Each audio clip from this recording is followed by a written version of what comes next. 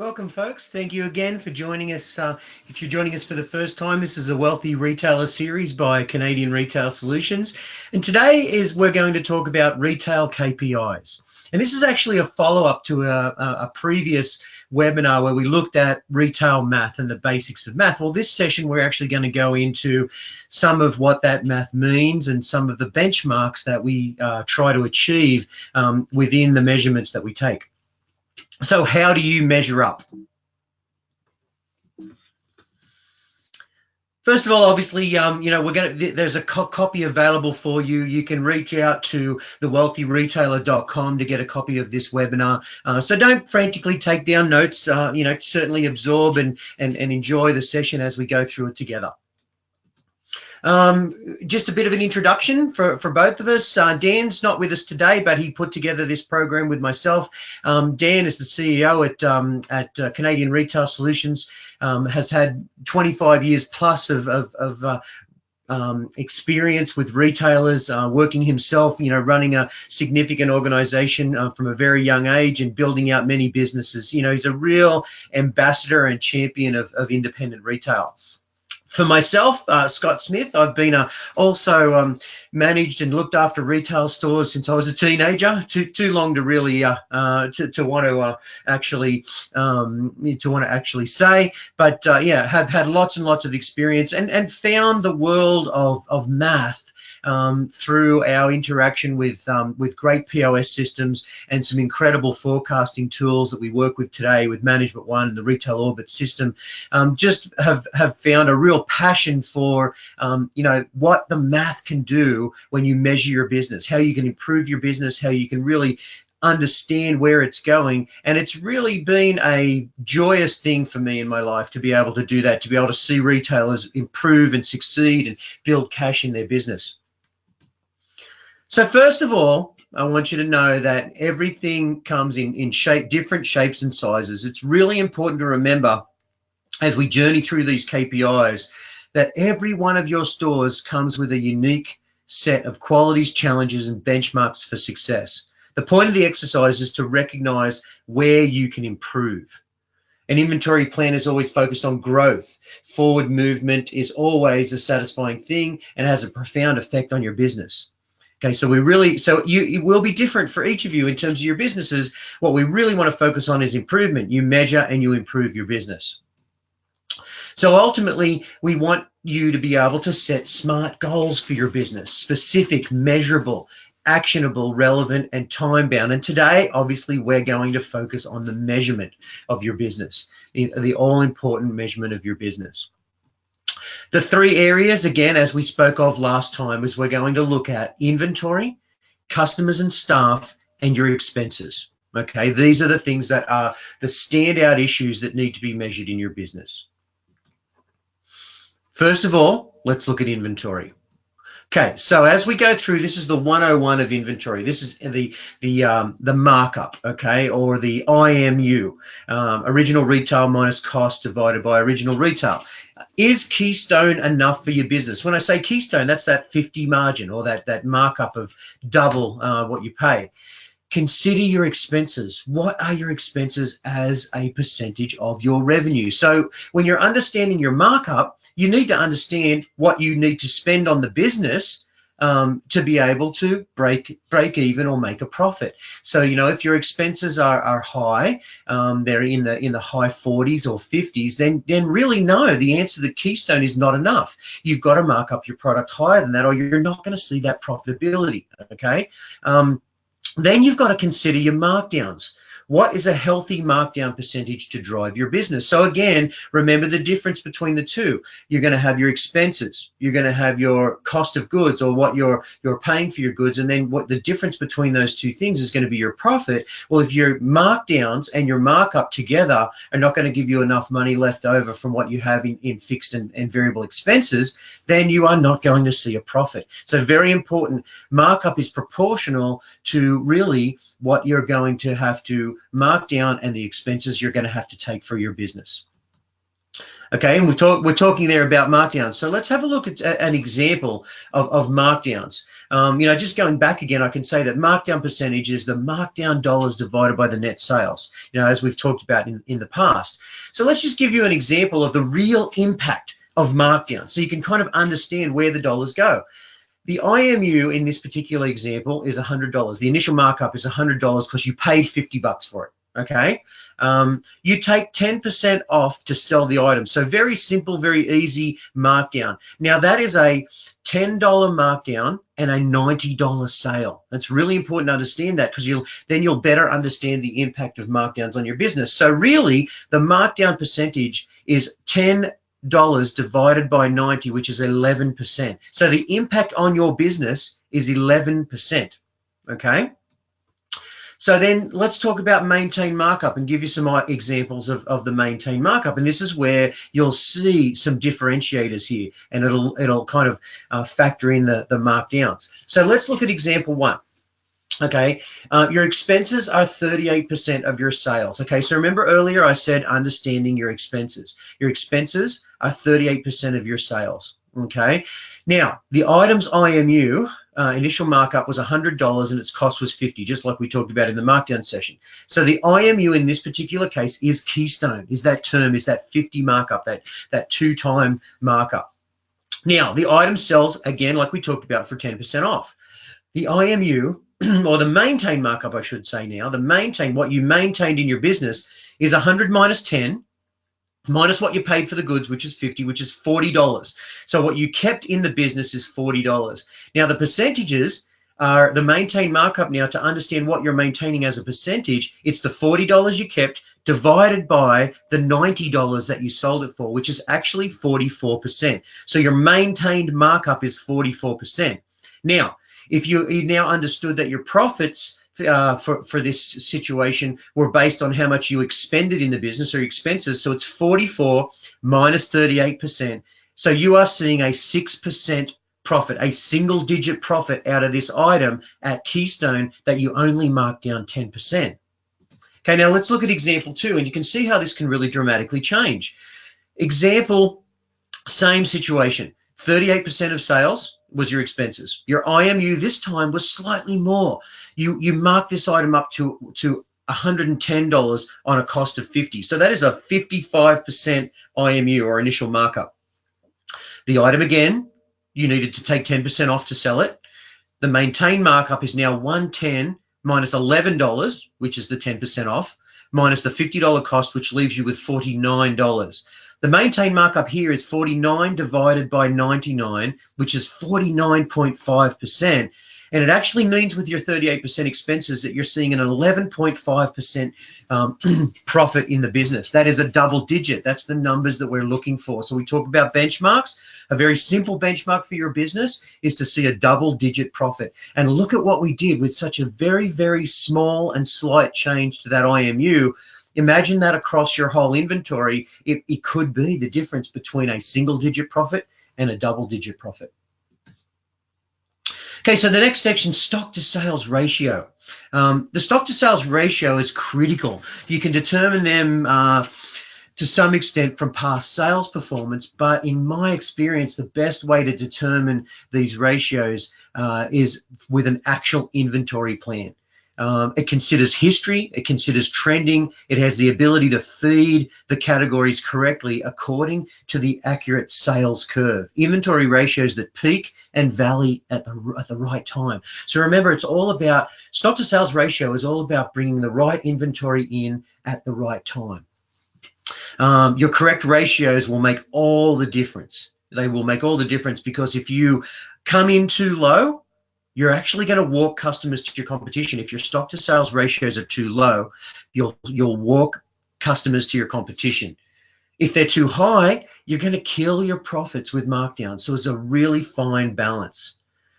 So here's an example. I'm planning to sell $10,000 in men's insulated jackets in the month of October.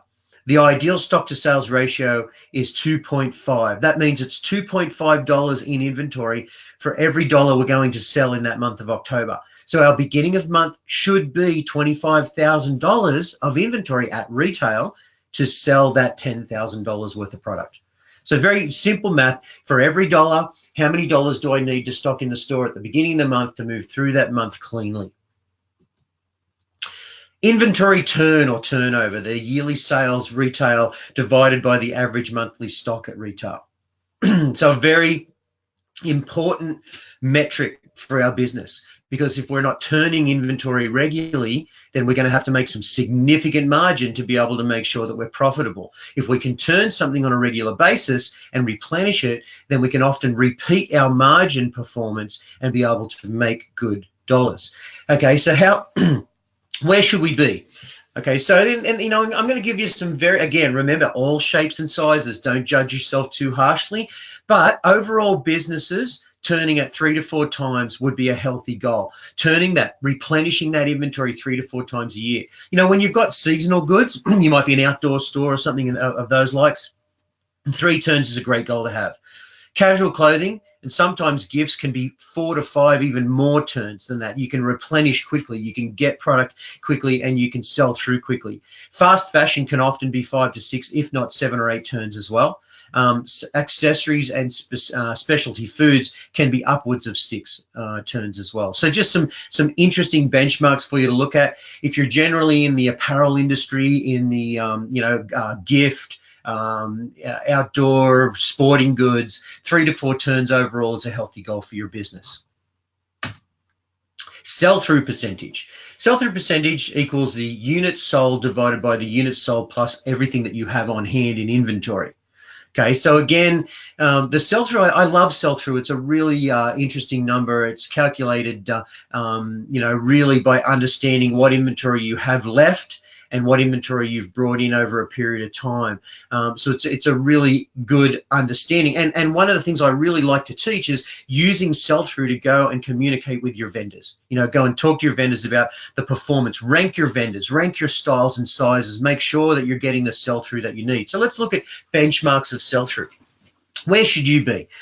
Below 70% of sell-through is going to lead to excess markdowns. Okay, if you've got more than 30 or 40% of your inventory left over a certain period of time, then yes, you're going to have to mark it down. 75 to 85% is a reasonable range, I would say. You know, it's something that that means you're going to come out pretty cleanly. Now, above 90%, you may actually be missing opportunities. So if you've got sell-throughs of 100 or 110%, then chances are you don't have the product on the floor and people are coming in and not finding their size or the style that they're looking for. So that's 75 to 85. I like the 85 position for sell-through. When you're measuring your business, if you can see those sell-throughs for the different classifications in their business, then you're going to be doing very, very well. KPIs. Now, this is where we take you into what we would say the 102, okay? The 102, or the second level of really measuring your business. The key KPIs of GMROI and CMROI. This is where we start to analyze classifications as well, where you can really understand the combination that I talked about in the last session, the combination between turn and margin, the sweet spot, where you're actually making good margin and you're turning inventory as well as, so you're putting together a calculation to understand. They really help you. They're great indicators of where your business is. And as I said, we can give you that 1, 2, 3 analogy with things like GMRI, where, 1, you're keeping the lights on. For the first dollar in GMRI, you're keeping the lights on, you're paying the expenses. For the second dollar of the GMROI or CMRI, you're able to pay the vendors. And when you get into that third dollar, you're actually seeing some money come back to yourself. Great buyer's performance, great way to see how you're truly doing as a buyer. Because, if we judge ourselves on sales and sales only, then it's easier to throw inventory into your store and make great sales and beat last year. But if you're not turning and you're holding old inventory, you'll be out of cash. Okay, and that's where GMRI and CMRI help you, because they balance between turning inventory and making margin, not just throwing inventory at your store. So what does that mean in terms of benchmarks? Overall business, healthy businesses are in that 3 to 4 range for GMROI and CMROI. Again, seasonal goods, a little more of a struggle, about a 3. Casual clothing and some gift, 4 to 5. Fast fashion, 5 to 6. Accessories and specialty foods, 5 to 6. Again, you can see it does follow the turn pattern reasonably closely. But again, these KPIs, this analysis is using both margin and turn and giving you this numeric which helps you measure your business. And this can be a game changer and an eye opener for you in your business to know that when you're not in that $3 mark, that you're literally not paying yourself. So it's a very interesting number to be able to look at. Cash margin dollars and CMROI. Okay, in the GMROI side, CMROI is a differentiator that talks about cash more. So like cash, we're going to really focus on cash margin dollars. And the reason that we built this KPI is because GMROI, gross margin return on investment, can be misleading a little bit. Misleading in the fact that you can potentially sit on old goods and not mark them down and still see a reasonable GMROI, because when you sell it, you get the credit for that margin. But it may not be incredibly truthful if you are holding on to merchandise and you're not able to pay your bills. So whereas cash margin return on investment is more accurate reflection of what happens in the course of time during this calculation. So for the product you brought in during a period of time, what you brought in versus what you sold is your cash margin. Net revenue minus net inflow at the time. CMROI is your cash margin dollars in the last 12 months divided by your average inventory at cost. Okay. So the power of comparison, this is why we love GMRI and CMRI, is that we can compare the two. So if you've got a system that gives you this measurement, if not, let us know, talk to us. Our planning systems are rich in these KPIs, and we teach you how to use these KPIs accordingly and how to build your business from it. But the difference in the two can be a really true indicator of cash flow. It's a very important part. So where you can see, say for instance, you've got a GMRI that's high, a CMRI that's $1 or so lower, then you may be making the margin, but you may be hanging on to the goods too long. If your GMRI is lower than your CMRI, then you may actually be pushing through and not having enough goods. So it's a really good indicator of where the balance of inventory should be. Freshness factor, absolutely love freshness factor, a really important part of your business. We believe, and you should believe, that fresh goods will move and sell and turn quicker than product that's sitting in your store for a long period of time. We are not museums. We need to move our product. The freshness factor is calculated as an estimate of how much fresh goods you've brought in over a period of time. And it's very easy to understand. It's inventory landed at retail for a specific period divided by the total inventory at retail. So here's a scenario for you. If your fresh factor is below 70% over 90 days, then you've got a problem. Freshness factor helps us to determine if the product is being paid for before it's sold. So remember, I always love to go through this analogy. It's basically we buy the product, we sell the product, then we pay for the product. That's what freshness factor is indicating, especially when we look at, typically over 90 days when you might have net 90 on your goods, then hey, if I've got a 80 or 90% sell-through or 100% sell-through or freshness factor over 90 days, then I am getting all of those goods sold and moved out of the building before I pay for those goods. There's always challenges with different types of products and categories, but it's really important to see those solid freshness factor numbers, especially too as you think of what your customers are seeing. When your freshness factor is high, excuse me, when your freshness factor is high, they're able to actually see new and fresh goods all the time. It gives them more of a reason for wanting to come in. So there's some key performance indicators in your inventory and how to manage your inventory. Now we're going to go into customers and staff and just look very quickly here at some of the measurements and the factors. So remember in the last session I talked about counting traffic. Counting traffic is a key part. It's a very easy number to calculate. It's just the customers entering your store per hour and per day. Okay, if you're not doing it, you should be. Your benchmarks are really determined from day-over-day comparisons. You can look at the way that you're promoting the business. You can look at the effectiveness of your windows. You can look at all of those things, and you can compare them, day over day, month over month. Really critical area. There's lots of great tools now, and certainly contact Canadian Retail Solutions. Very simple, very inexpensive tools now for counting traffic, and it's a very key indicator.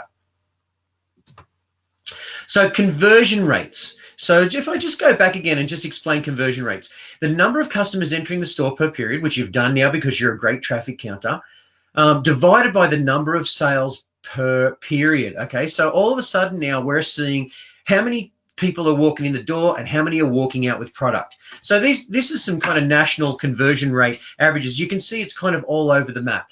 In the world that I've played in a lot of myself, apparel, shoes and accessories, you can see that we're anywhere between 5 and 25%, and that's some of the kind of national averages. But the most important thing here is you improving your conversion rates specifically for your business. How do you, forgetting what the national averages are or the rates may be in other stores, you've got to give yourself a benchmark. How do you convert? What do you convert? Are you a 5% conversion? Do 5 in every 100 people convert? Do 25 in every 100 people convert? And then more importantly, what staff are working and what do the conversion rates really look like when those staff are working? What an incredible benchmark to be able to have is to have that, understand what staff members are able to convert better than others. And, also looking at your merchandise. I've moved the window around. I moved a hot spot to the front of the store. And, oh, wow, my conversion rate improved. Really a great way to measure the business. Another great way to look at the business, and especially staff-wise, is units per transaction. The number of items sold in a specific period divided by the number of transactions in that specific period. And you know what?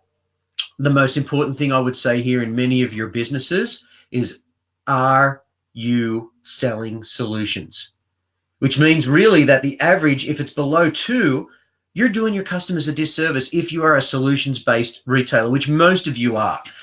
Solutions-based meaning that there's more than one item that complements another item in your store. Even gift stores, where it's as simple as, I'm buying a gift for my girlfriend or my boyfriend. Do I have a card for that? In the more technical-based businesses, you've got layering systems for outdoor wear. You've got that situation where a gentleman comes into a menswear store and really to complement his outfit and the jacket that he buys, he should have 2 shirts to go with it. Are you doing your customers a correct service and looking after them from one end to the other? And you can measure that. So you're not just preaching it to your staff, you're measuring it because you're understanding the units per transaction. Very, very powerful information. Then another key performance indicator, very, very simple one, sales per employee. Net sales divided by the number of employees in your team. Hey, how are they comparing to the average? Know the average. Compare against your targets. Understand who are your true contributors. Okay, such a critical area. Folks, if you're not running a system where you're measuring your staff's performance, you absolutely should be. How do you know? How do you know who are the advocates, who are the solution sellers, who are the strongest salespeople if you're not understanding where they measure up against the average? So some really good key customer and staff indicators and points that you should absolutely be measuring in your business. And then finally, the expenses, the expense side of your business. What do I measure? First of all, key issue is the expenses as a percentage of your revenue. If you want to benchmark what you're doing in your business, understand your expenses as a percentage of the revenue you make in the business. How do they weigh up? Okay. The benchmark, again, all shapes and sizes, but the benchmarks is 32 to 40% can be a healthy range for your business to survive based on your expenses against your revenue. There's a lot of defining factors here, but the main ones are quite often your staff and management cost and your rent and marketing costs. Those are the 2 that usually affect your benchmarks pretty significantly. Your break even. So the break even point is when you're making neither a profit or a loss. It's where your business needs to pivot from in terms of its success. And you know what? It's really important to understand that number. So knowing your to know your break even point from your financial statement, you know, you've got to break out your variable and your fixed expenses. And we've talked about in a number of sessions past, but variable expenses are the expenses that flex and move with the sales. You know, that could be credit card expense. If you've got your staff on a commission, it could be commissions. Fixed expenses are the things that stay the same every single month. Rent, you know, maybe management salaries, insurance, like all of those kind of things. Understanding those different toggles will help you understand your break-even point. You need to enter your cost of purchases. You need to enter your revenue, and you need to be able to then understand if your break-even is realistic. So contact us. We would love to help you with a break-even analysis. We do it at no charge when we do our analysis for all of our customers. You know, many of you are very aware of that. But, you know, understand your break-even point so you know where your business needs to toggle to and fro. Your contribution margin is a really interesting one as well. It's your sales revenue minus your variable expenses. So really what happens then this benchmark is that understanding your sales revenue minus your expenses that are proportional to those sales leaves you with the money you have left over to pay for all of those things that never go away. Right? All of those things that never go away, all of those expenses for like management, again, insurance, rent, all the things that you're going to sweat over. So what am I making in terms of how am I contributing to the margin to pay those fixed expenses? And most importantly, is there anything left over for me? So that contribution margin is what I've got left to pay fixed expenses and what's left over for me, or what's left over as a profit. Is your business creating cash and profit? You know, so critically important. Is your business contributing to you financially? You know, are you creating the cash that you need to create? Are you bringing in the goods? Are you selling through the goods? Do you have a measurable and appropriate benchmarked expense level to be able to see see that profit that you need to see? If you don't measure it, how will you improve it? Folks, I hope you enjoyed the session. Certainly, again, wealthyretailer.com, so you can get a copy of it, work through it slowly.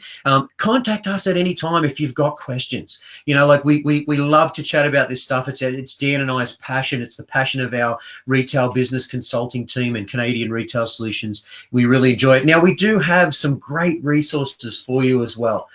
We have a really significant library now of training videos where you'll find this type of information. You'll see it on the by CRS.com website, in the retail coaching in the RBC library.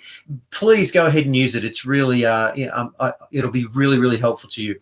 And then in terms of our next sessions, I believe we have another session coming up on Merchandising 101, some of the real basics of your merchandising program to be a successful retailer as well. And that's on March 27th at 10 a.m. Mountain Standard Time. Folks, thank you very much for your time. I really appreciate it. Have a wonderful day, and we'll talk to you soon.